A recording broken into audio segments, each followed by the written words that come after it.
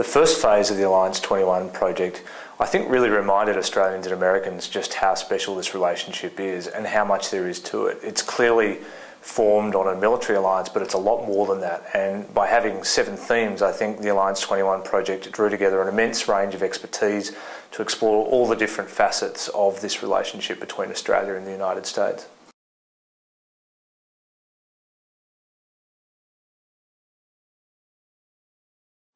Well, in this second phase, I think what we're really going to do is revalidate some of those foundational facts and assumptions about the alliance. And then we'll look at opinions of Australians and Americans towards the alliance and how it will modernise and change. It will change. This alliance will change in the next decades ahead. The key thing, I think, for this project is to work out how it can best adapt, how it can strengthen, what challenges might be ahead and how we need to deal with those in a combined way.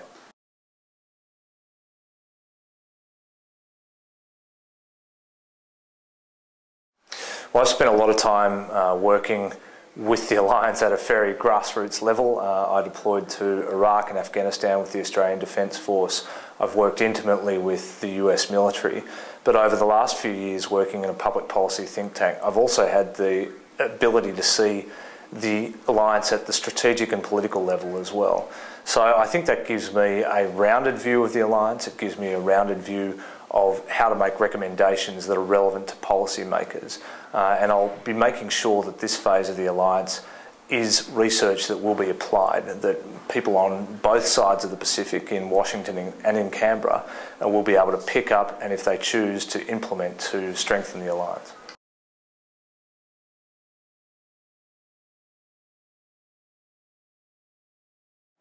There's been a lot of work done to reinvigorate the alliance in the last few years. The 2 visits now of President Obama to Australia, his address on the floor of the Parliament in Canberra, the announcement of the rotation of US Marines through Darwin, as well as the emerging work being done on the TPP. So there's a lot of work underway.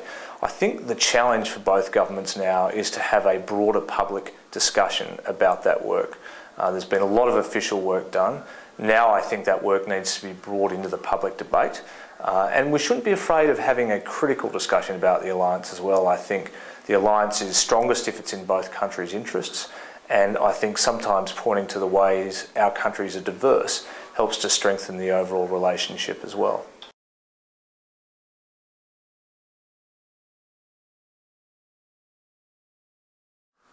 Well, there's no doubt that one of the foundation stones of this alliance is the actual alliance document itself, which is all about the military. But there's a lot more, I think, that we've become aware of and reminded ourselves of in the last couple of years. The enormous amount of foreign direct investment from the US in Australian projects, including large Australian energy and infrastructure projects. The incredible amount of intellectual capital that flows from the US to Australia and from Australia to the US, which we're reminded of every year when we have the series of programs around G'day USA, and which we're reminded of when we see just how many ideas come into businesses and communities in Australia from the US as well. There's an increasing amount of discussion on resource sustainability issues as well, and I think there's an increasing dialogue between the US and Australia on Asia.